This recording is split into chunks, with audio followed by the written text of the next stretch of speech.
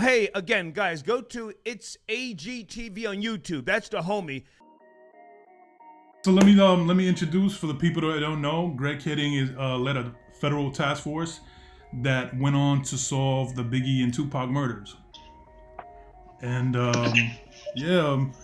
Kenneth, you want to start it off?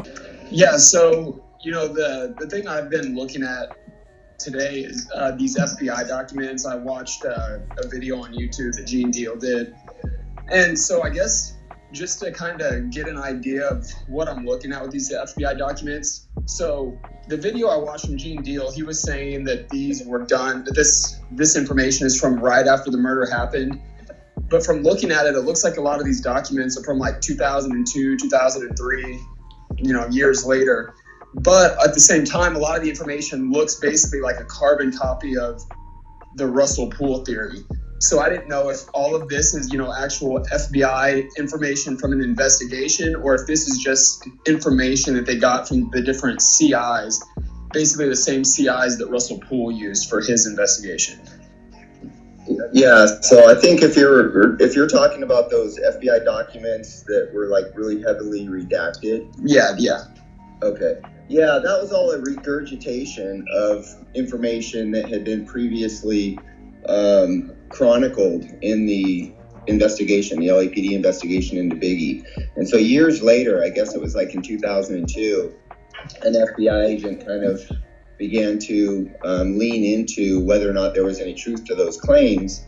And so, he relied heavily on what was already within the LAPD's investigation and then just kind of regurgitated it. But it was very much just it was very much just a continuation of what Russell Poole was trying to say. Right. And then, I was looking at it, and there's a lot of like little things that, if I know, some of the informants might actually believe what they're saying, but it says things like, a bad boy artist was beat up at the MGM the night of September 7th at the Tyson Holyfield fight, which no bad boy artist was beat up. It wasn't the Holyfield fight. So it just makes me kind of question a lot of the information in it if they're getting, basic details like that wrong. So. Well, one thing to remember is, people have a tendency of thinking, well, it's information right here in a FBI report or in a law enforcement report. But it doesn't mean the information in the report is true. It's just it's just an investigator or an agent or a detective who's just writing down what somebody's saying. But just because it's contained in an official report doesn't make that information true. And so most of what's in those reports is erroneous information. Right. Yeah, I remember you saying that one time, I think maybe during a different interview. You said a lot of this information is basically, they just write down everything when they go to investigate. You kind of have an obligation. This is what this person is saying, and you write it down, and then you go out and you either validate it or you disprove it. Right. And then there was a thing I was watching the latest video on Gene Deal's channel, and he was saying something about how the reason that you didn't interview him and Lil Cease, and he said that the reason for that is because they didn't fit your narrative.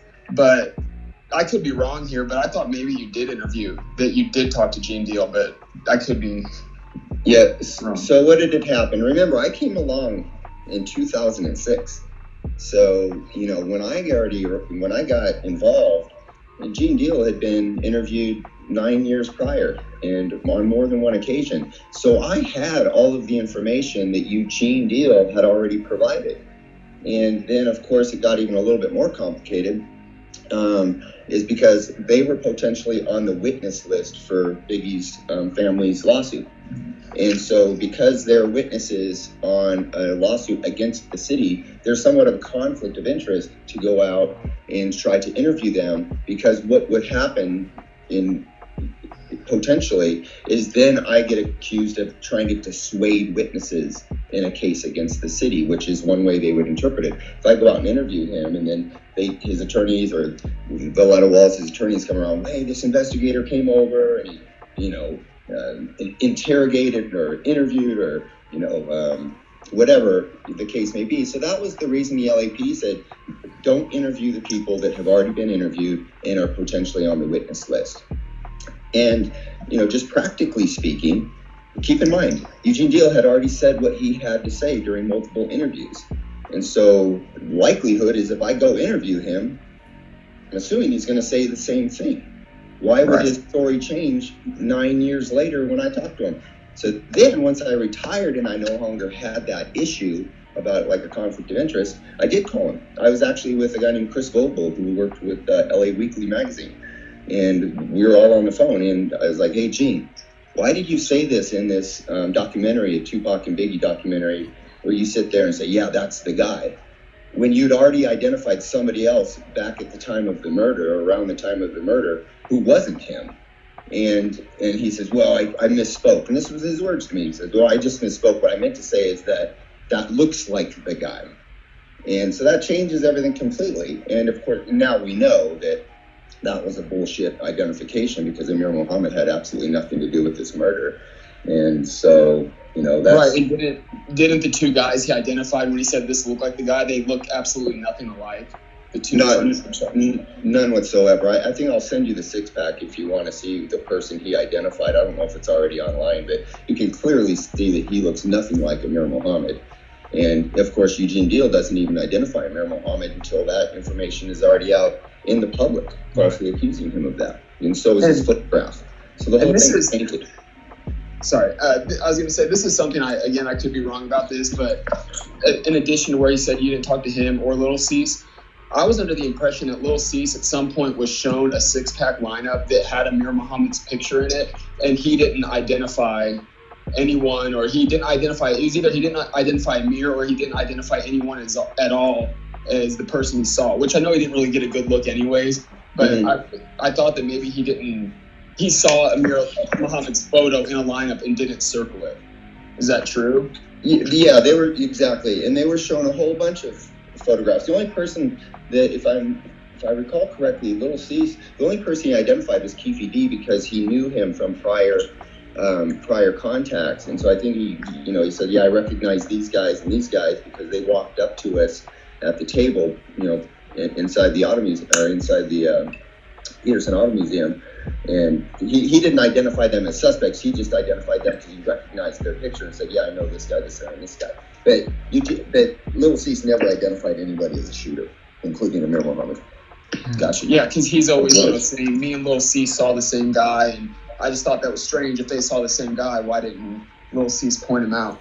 And then one more thing. So do you know, did you have a pretty detailed list of death row entourage, affiliates, artists, whatever, that attended the party that night at the Peterson? Because I know now he's saying he thinks that one of the women that was smoking with Biggie and hanging out with him that night was this singer named Jewel from Death Row.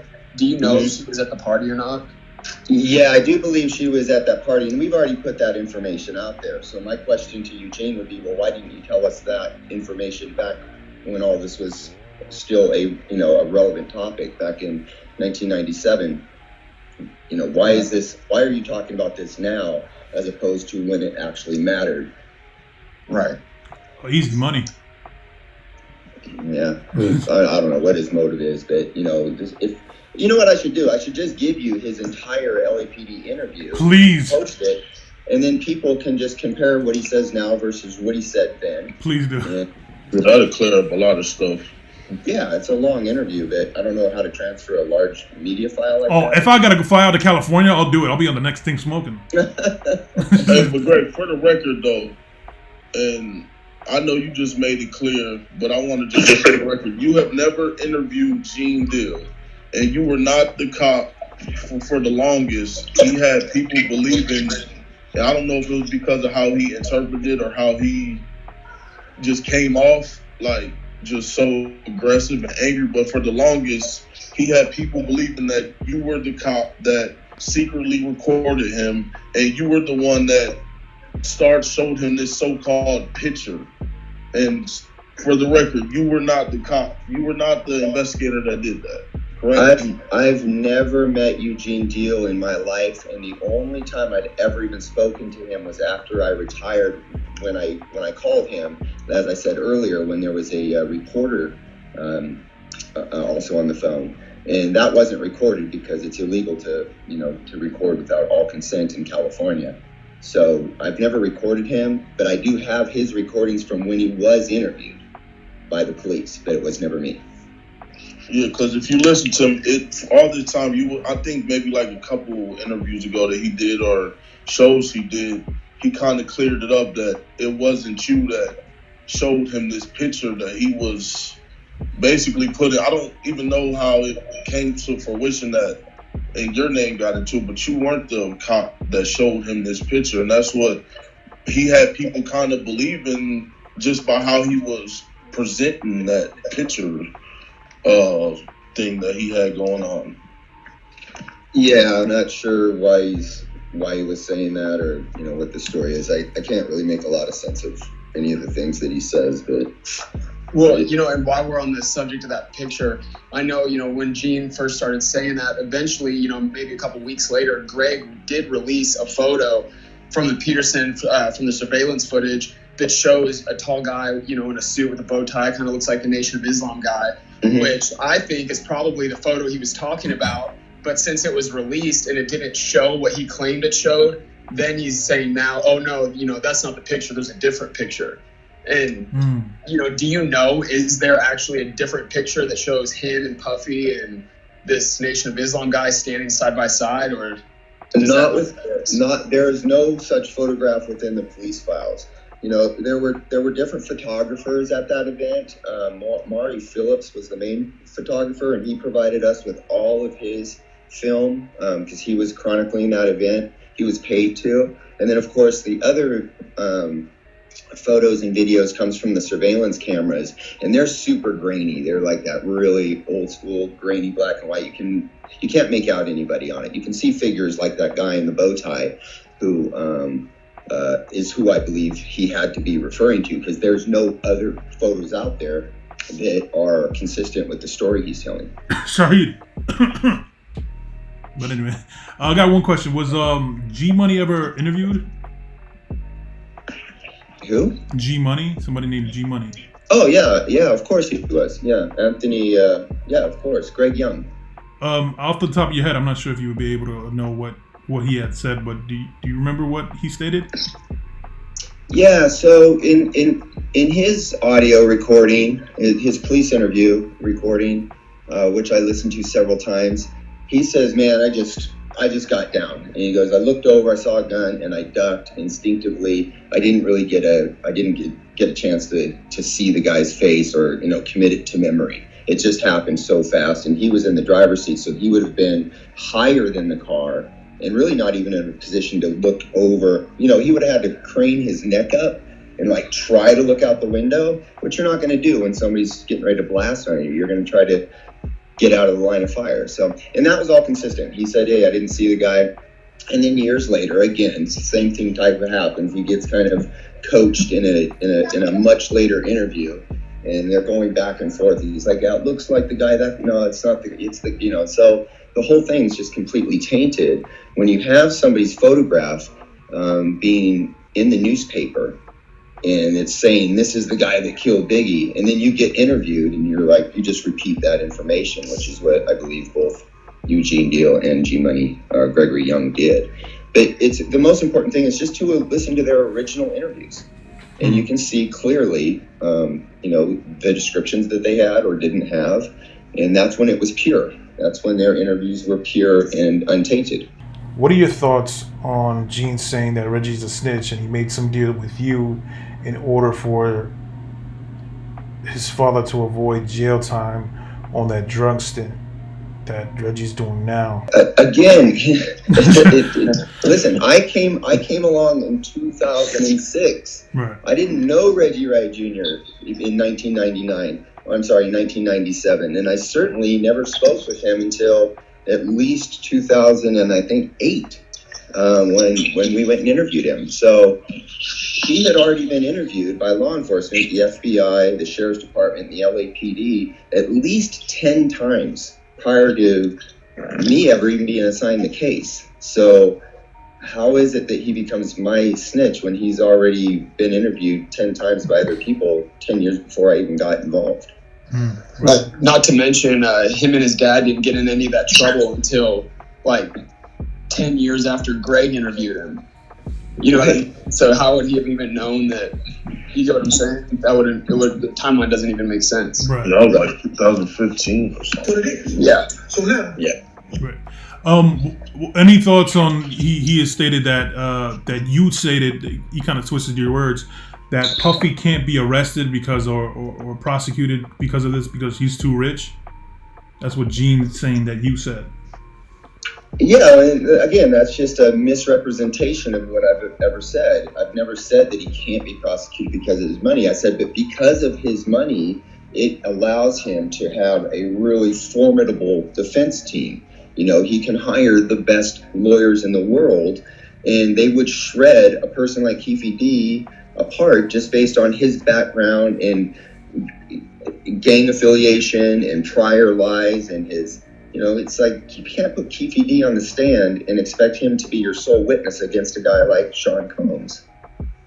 Right. You know, and I think a common misconception too, and Gene kind of adds to this with some of the stuff he says, is that Greg and the LAPD somehow stepped out of their jurisdiction and basically took the case away from Las Vegas, and they didn't have the jurisdiction to do that. But from my understanding, that proffer agreement never guaranteed Keffe D immunity from the Las Vegas PD. It was basically just, we can't use this confession against you, but if Las Vegas continues investigating and they end up solving the crime on their own with evidence and eyewitnesses and stuff, he could still be arrested by Las Vegas.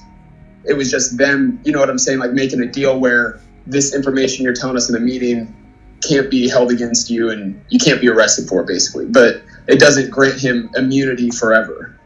Yeah, see, that's why people just get in, and I understand how people get confused on that, he was never offered immunity or given immunity. What he was given was just protection from self-incrimination. That's what a proffer agreement is. Doesn't mean he can't be prosecuted. He just can't be prosecuted based solely on his own incriminating statements. That's it. And so it's disturbing that Eugene Deal, though, who supposedly comes from a law enforcement background, doesn't know these things. It's like, how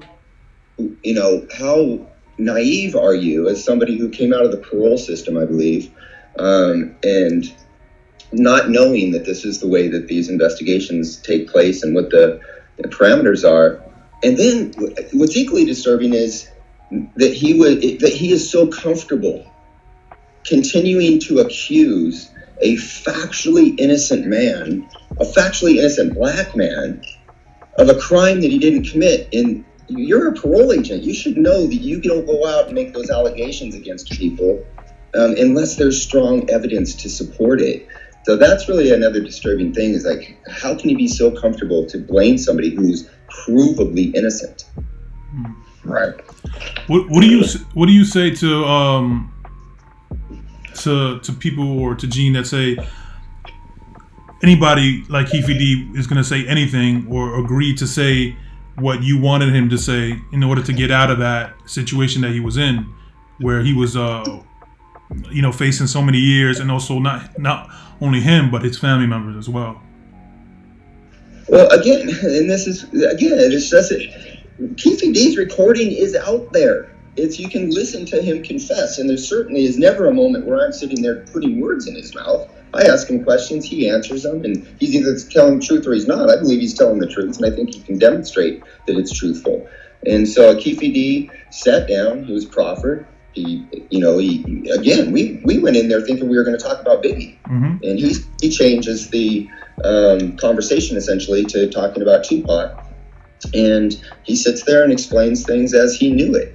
But it's certainly never me coercing him or telling him what to say. You can listen on the recording to him confessing to the damn crime. So where is it that I'm putting words in his mouth? It doesn't make any sense. And along those lines, Keffe D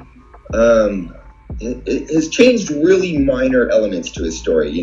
Once he's out there publicly, he's no longer under the protection of his proffer. He says Tupac is going to reach for a gun or something to that effect. Now he's just giving himself a self-defense clause. Right. So I understand why it's ridiculous. Of course, Tupac was never reaching for a gun. And he never says that in any of his police interviews. And, so Keffe D's remained relatively consistent on his confession.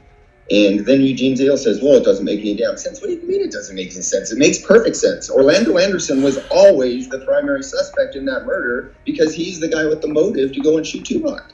Mm-hmm. And, you know, so what doesn't make sense about PFD's confession that his nephew did it? It makes perfect sense. Right. And in his defense, what he'll say is that, oh, there's statements that say there was a big black arm that came out the white Cadillac. Which I don't know. Which there's not. Right. So I don't know where they get that from. Well, that's what Frank Alexander said. He saw an arm sticking out the back window. He didn't say it was a big black arm. He made a comparison to skin tone, and he said it was lighter than mine. I think Frank said, or it could have been. I'm not sure. One of those two. But he just. I think it was Gaddafi that said that. Maybe Gaddafi, I know, mentioned something about skin color. Okay. All right. Well, thank you for that correction.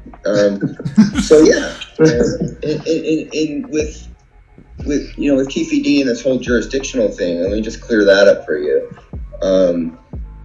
It was Las Vegas's murder. Obviously, it happened in Vegas in their jurisdiction. But when Keffe D tells us about the conversations that he had in Los Angeles and in California, specifically about retaliating against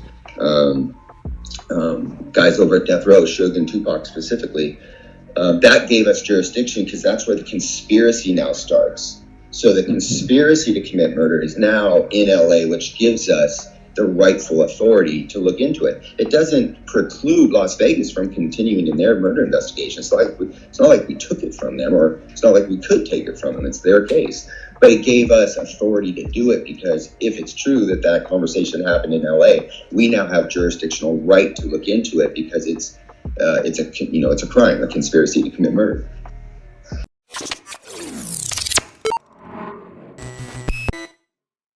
Hey, again, guys, go to It's AGTV on YouTube. That's the homie. And he's got a great YouTube channel.